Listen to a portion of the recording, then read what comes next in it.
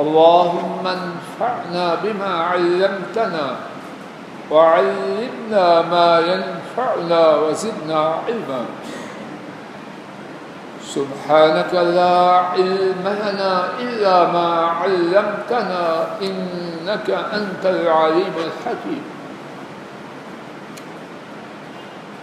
رب اشرح لي صدري ويسر لي أمري واحلل عقدة من لساني يفقهوا قولي روى الإمامان أبو داود وابن ماجه عن ابن عمر رضي الله تعالى عنهما قال إن النبي صلى الله عليه وسلم إذا وضع الميت في القبر قال بسم الله وعلى سنة رسول الله صلى الله عليه وسلم. گزشتہ کچھ خطبات جمعہ سے جنازہ اور اس کے متعلقہ مسائل کے حوالے سے ٹوٹی پھوٹی عاجزانہ گزارشات عرض کرنے کی اللہ کی توفیق سے حقیر سی کوشش کی جا رہی ہے. آج کے خطبہ جمعہ میں بھی قبر میں دفن کرنے کے حوالے سے اللہ کی توفیق سے کچھ باتیں عرض کرنے کی عاجزانہ کوشش کرنا. آج کی باتوں میں سے پہلی بات، جب میت کو قبر میں اتارنا ہے تو اس وقت کیا کہنا. ابتدا میں جو حدیث پڑھی امام ابو داود اور امام ابن ماجہ اسے روایت کرتے ہیں. حضرت ابن عمر رضی اللہ تعالی عنہما نے بیان کیا، بلا شبہ نبی کریم صلی اللہ علیہ وسلم جب میت کو قبر میں اتارتے تو آپ کہتے بسم اللہ وعلی سنت رسول اللہ، اللہ تعالیٰ کے نام کے ساتھ اور رسول کریم صلی اللہ علیہ وسلم کی سنت پر. اور ایک دوسری روایت میں ہے حضرت صلی اللہ علیہ وسلم نے فرمایا اذا وضعتم موتاکم فی القبور فقولوا بسم اللہ وعلی ملت رسول اللہ صلی اللہ علیہ وسلم. جب تم اپنی میتوں کو قبر میں اتارو تو کہو بسم اللہ، اللہ تعالیٰ کے نام کے ساتھ، وعلی ملت رسول اللہ اور رسول کریم صلی اللہ علیہ وسلم کے طریقہ پر. اس نقطے کے حوالے سے کتنی باتیں ہیں، صرف دو کی طرف میرے ساتھ توجہ فرمائیے. پہلی بات، ہمارا دین کس قدر مکمل اور کامل ہے. میت کو قبر میں اتارنا ہے، بغیر رہنمائی کے نہیں چھوڑا. دوسری بات، اور اللہ کرے کہ میرے کہنے کی نیت خالص اللہ کی رضا اور اس کے بعد سننے والوں کا فائدہ ہو، اور اللہ کرے کہ ٹھیک بات سننے والے حضرات و خواتین کے دلوں میں اتر جائے. کسی اور مذہب کا، مسلک کا، طریقے کا یہاں نام لینا. لوگ دنیا میں رہتے ہوئے کتنے مسلک بنا رکھے اور ان مسلکوں، مسالک اور مذہبوں کے حوالے سے فخر کرتے ہیں، اور جو ان کے ساتھ نہ تھی نہ ہو اسے کہتے ہیں یہ لا مذہب. جو رسول کریم صلی اللہ علیہ وسلم کی طرف نسبت کرے اس کو کہتے ہیں غیر مقلد لا مذہب. اب قبر میں اتارتے ہوئے کدھر یہ مذہب کسی کا نام ہے.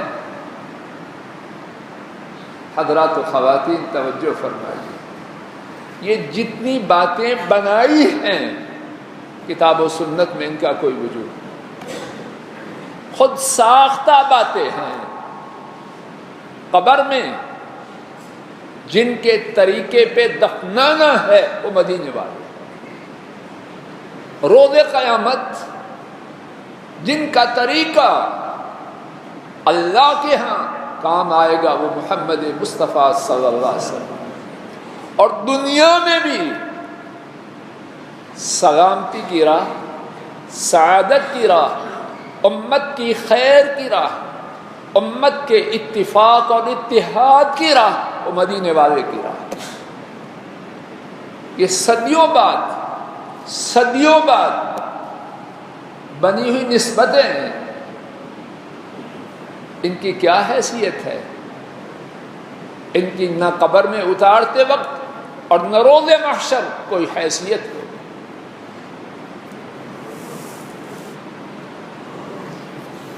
آج کا دوسرا نکتہ، میت کو قبر میں کیسے لیٹانا. یہ مغرب ٹھہرا، ہمارا قبلہ مغرب میں ہے اور یہ مشرق. میت کا سر شمال کی طرف، ٹانگیں جنوب کی طرف اور پلٹ کے چہرہ کعبۃ اللہ کی طرف. فرما لیجیے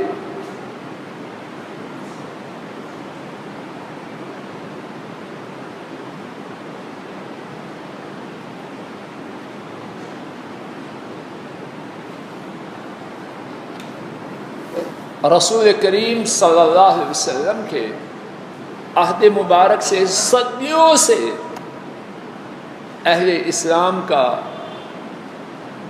یہی طریقہ. امام ابو داؤد نے اس حدیث کو روایت کیا. حضرت عمیر رضی اللہ تعالی عنہ اس حدیث کے راوی ہیں. حضرت صلی اللہ علیہ وسلم سے سوال کیا گیا کہ کبیرہ گناہ کون کون سے ہیں؟ آپ نے فرمایا 9 ہیں، اور ان 9 میں سے ایک گناہ کا ذکر کرتے ہوئے آپ نے فرمایا وَاسْتِحْلَالُ الْبَيْتِ الْحَرَامِ قِبْلَتُكُمْ احیاء و امواتا. بیت اللہ کی بے حرمتی کرنا یہ کبیرہ گناہ ہے. اور بیت اللہ اس کی شان کیا ہے کہ جب مرو گے تب بھی تمہارا قبلہ بیت اللہ ہے، اور جب زندہ ہو تب بھی تمہارا قبلہ بیت اللہ ہے. تو میت کو قبر میں لٹاتے وقت سر ہمارے ملک میں جہاں کی قبلہ مغربی جانب ہے شمال کی طرف، ٹانگیں جنوب کی طرف اور چہرہ کروٹ پلٹ کے بیت اللہ کی طرف. اور یہاں ایک ضمنی بات توجہ فرمائیے، اور سونے کا پسندیدہ طریقہ بھی یہی ہے کہ انسان اسی حالت میں سوئے جس حالت میں قبر میں لٹایا جائے. اور خوش نصیب ہے وہ کہ اپنے بستر پہ آئے، قبر والی پوزیشن میں لیٹے اور ساتھ ہی قبر میں لیٹنے کو یاد کرے. اور اگر اللہ مجھے اور آپ کو ہر روز لیٹتے وقت قبر میں لیٹنا یاد کرنے کی توفیق دے دیں تو انشاءاللہ الرحمن نیکیوں کا کرنا آسان ہو جائے گا، برائیوں سے ہٹنا سہل ہو جائے گا، ظلم سے بچنا بہت ہی آسان ہو جائے گا، اور اللہ مجھے آپ کو، میری آپ کی نسل کو ایسے ہی کرے۔ آج کی گفتگو کا تیسرا نقطہ، میت کو دفنانے کے بعد سنت طریقہ یہ ہے کہ مسلمان قبر پر موجود لوگ 3 چلو مٹی لے کے میت کے سر کی جانب سے قبر پہ ڈالے۔ امام ابن ماجہ اس حدیث کو روایت کرتے ہیں، حضرت انس رضی اللہ تعالی عنہ اس حدیث کے راوی ہیں، نبی کریم صلی اللہ علیہ وسلم نے نماز جنازہ پڑھائی، پھر میت کے پاس تشریف لائے۔ اس وقت جب کہ دفنائی جا رہی تھی، حضرت صلی اللہ علیہ وسلم نے اس کے سر کی جانب سے 3 دفعہ اپنے مبارک ہاتھوں میں مٹی کو لیا اور قبر پر پھینکا۔ اس حوالے سے بھی 2 باتیں میرے ساتھ ان کی طرف توجہ فرمائی۔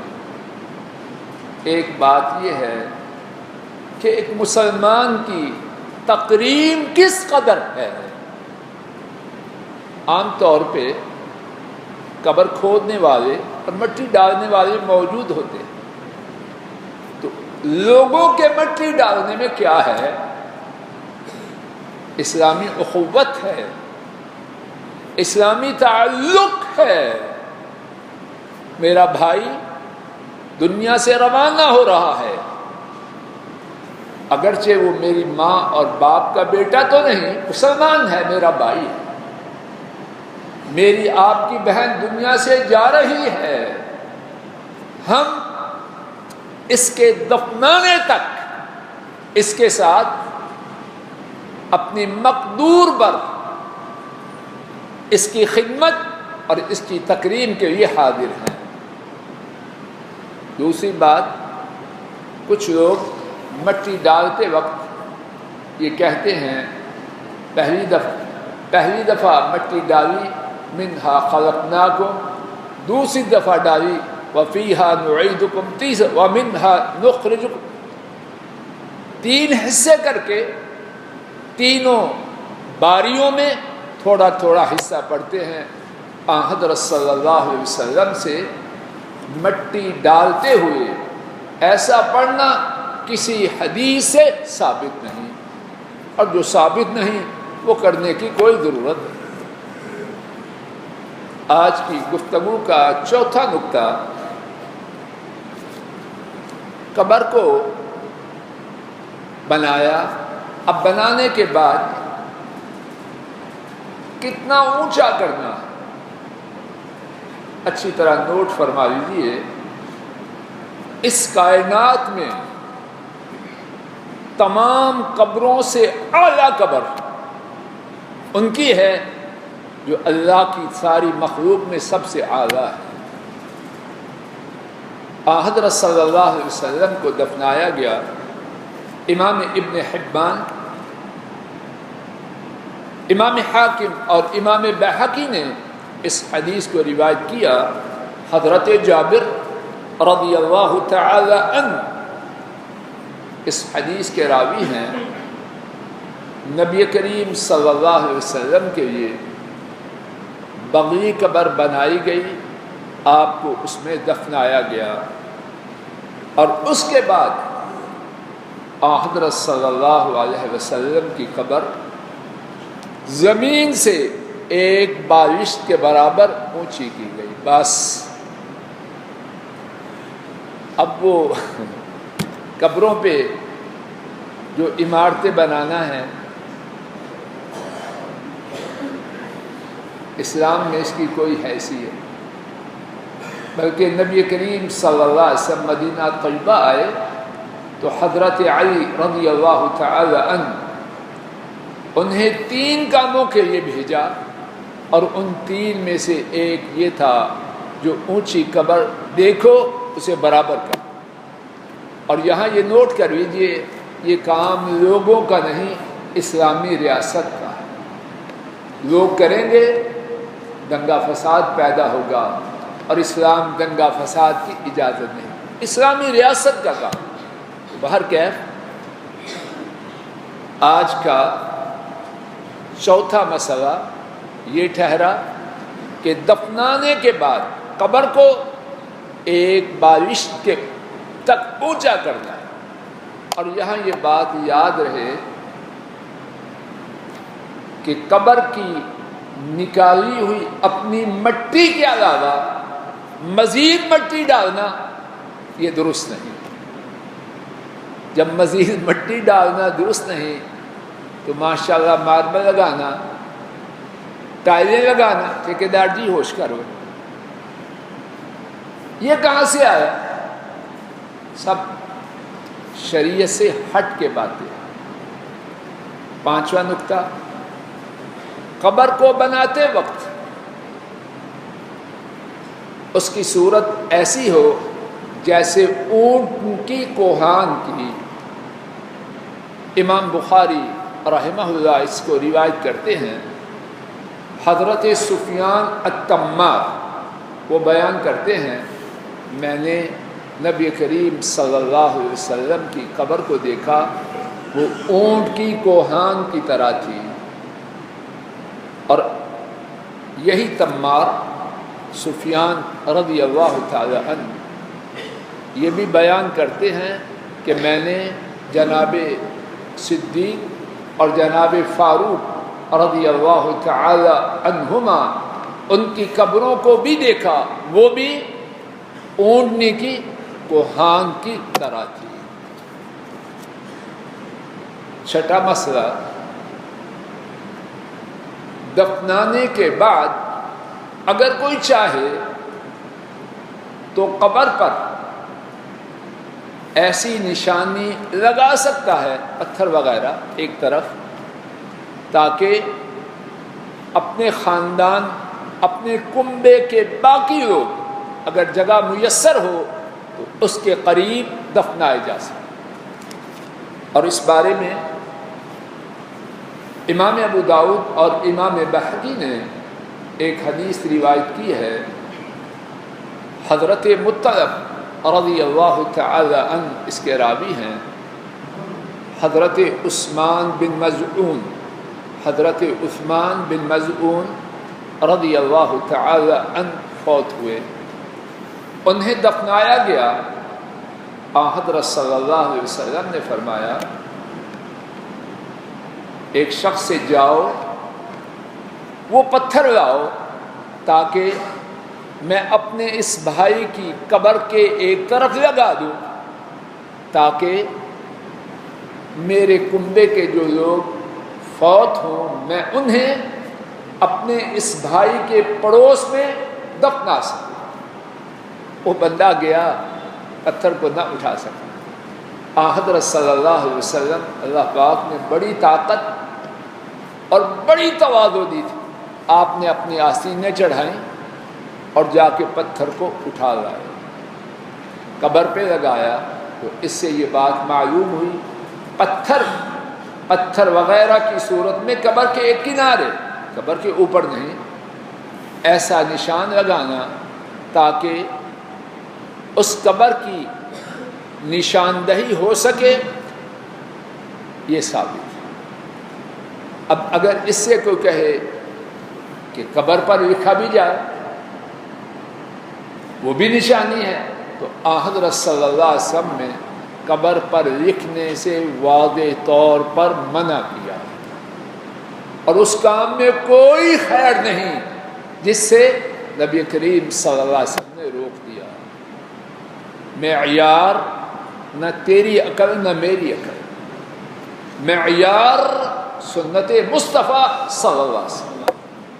انہوں نے 2 ٹوک الفاظ میں جب لکھنے سے منع کیا اب لکھنے والا اپنے بارے میں خود ہی فیصلہ کرے کہ اس کا انجام کیا ہوگا. اور اسی حدیث سے ایک دوسری بات یہ بھی معلوم ہوئی، اگر ایک کنبے کے لوگ ممکن ہو تو ایک جگہ انہیں دفنایا جائے تو یہ بات بھی پسندیدہ ہے۔ آج کی گفتگو کا 7واں نقطہ، جنازہ پڑھا، میت کو دفنایا، اس دوران میت کے لیے کوئی دعا کرنی ہے؟ دفنایا اس کے بعد کیا کوئی دعا کرنی ہے؟ نوٹ فرمائیے لوگوں، اللہ مجھے، آپ کو اور پوری امت کو ہدایت دے۔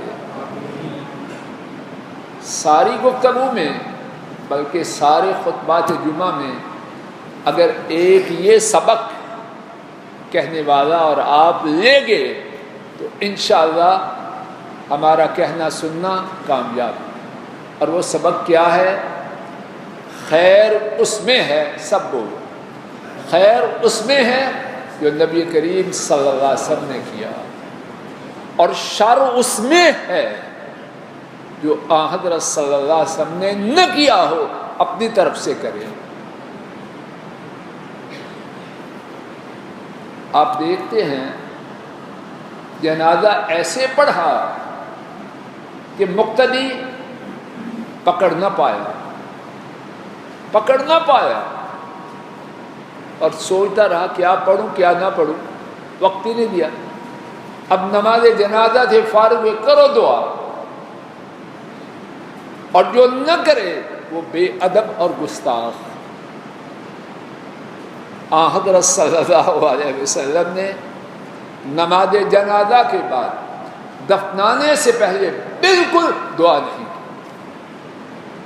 جو کوئی ایسے موقع پر دعا کرے، لڑو نہیں، جھگڑو نہیں، منت سے، سماجت سے، ادب سے کہو حضرت جی بتلائیے حضرت صلی اللہ علیہ وسلم نے اس موقع پہ اگر دعا کی تو حدیث پاک کی کس کتاب میں؟ اگر نہیں تو کیوں کرتے ہو؟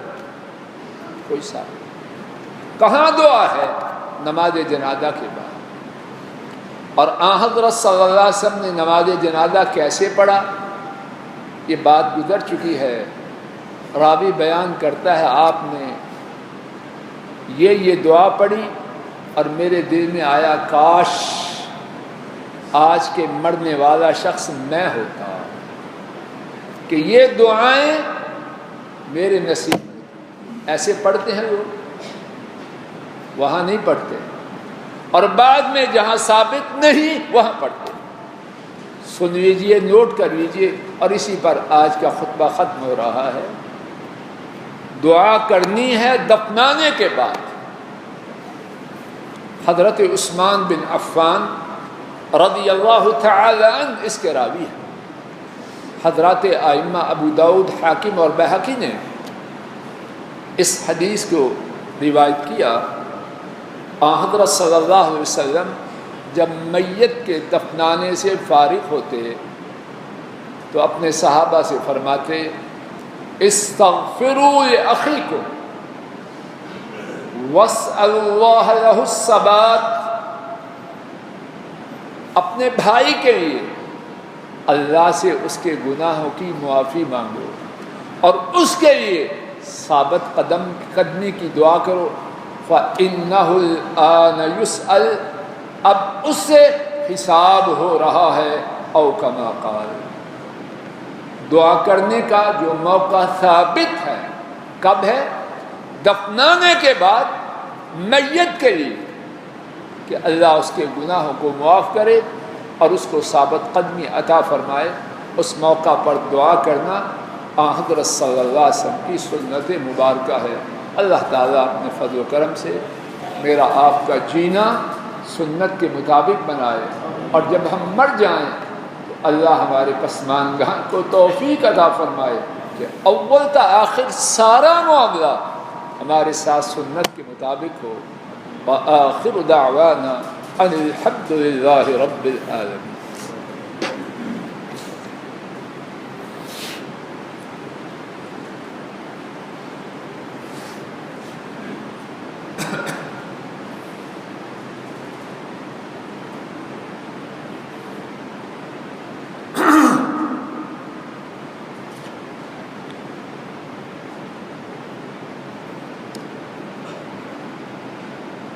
الحمد لله نحمده ونستعينه ونستغفره ونعوذ بالله من شرور أنفسنا ومن سيئات أعمالنا من يهده الله فلا مضل له ومن يضلل فلا هادي له وأشهد أن لا إله إلا الله وحده لا شريك له وأشهد أن محمدا عبده ورسوله صلی اللہ علیہ وسلم۔ آج کے خطبہ جمعہ میں بیان کردہ باتوں کا خلاصہ نمبر 1، میت کو قبر میں اتارتے وقت بسم اللہ وعلی سنت رسول اللہ صلی اللہ علیہ وسلم یا بسم اللہ وعلی ملت رسول اللہ صلی اللہ علیہ وسلم کہنا ہے۔ نمبر 2، میت کو قبر میں اس طرح رکھنا ہے ہمارے ملک کے حساب سے کہ سر جنوبی جانب، قدم شمالی جانب اور چہرہ بیت اللہ کی طرف۔ نمبر 3، میت کو قبر میں دفنانے کے بعد 3 چلو مٹی کے اس کی قبر پر ڈالنے سنت سے ثابت ہے۔ نمبر 4، قبر کی بلندی 1 بالشت کے برابر ہو، زائد مٹی قبر پر ڈالنا اس کی اجازت نہیں۔ نمبر 5، قبر کو اونٹ کی کوہان کی طرح بنانا ہے۔ نمبر 6، قبر پر کوئی ایسی نشانی ایک جانب لگا سکتا ہے جس سے قبر کا مقام معلوم ہوتا رہے، لیکن قبر پر لکھنا اس کی حضرت صلی اللہ علیہ وسلم نے 2 ٹوک انداز میں ممانعت فرمائی۔ نمبر 7، سنت طریقہ یہ ہے کہ دفنانے کے بعد میت کے لیے اس کے گناہوں کی معافی اور سوالوں میں ثابت قدمی کی اللہ سے التماس کی جائے۔ اللہ تعالیٰ اپنے فضل و کرم سے ہم سب کا مرنا جینا سنت کے مطابق بنائے۔ اللہم صلی علی محمد وعلی آل محمد کما صلیت علی ابراہیم وعلی آل ابراہیم انکا حمید مجید۔ اللہم بارک علی محمد وعلی آل محمد كما باركت على إبراهيم وعلى آل إبراهيم إنك حميد مجيد۔ ربنا ظلمنا أنفسنا وإن لم تغفر لنا وترحمنا لنكونن من الخاسرين۔ ربنا آتنا في الدنيا حسنة وفي الآخرة حسنة وقنا عذاب النار۔ ربنا هب لنا من أزواجنا وذرياتنا قرة أعين واجعلنا للمتقين إماما۔ اللهم إنا نسألك الهدى والتقى والعفاف والغنى۔ اللهم إنا نسألك علما نافعا وعملا متقبلا ورزقا طيبا وشفاء من كل داء۔ اللهم اكفنا بحلالك عن حرامك وأغننا بفضلك عن سواك۔ اللهم لا تجعل الدنيا أكبر همنا ولا مبلغ علمنا ولا إلى النار مصيرنا۔ اللهم اكفنا شر الأشرار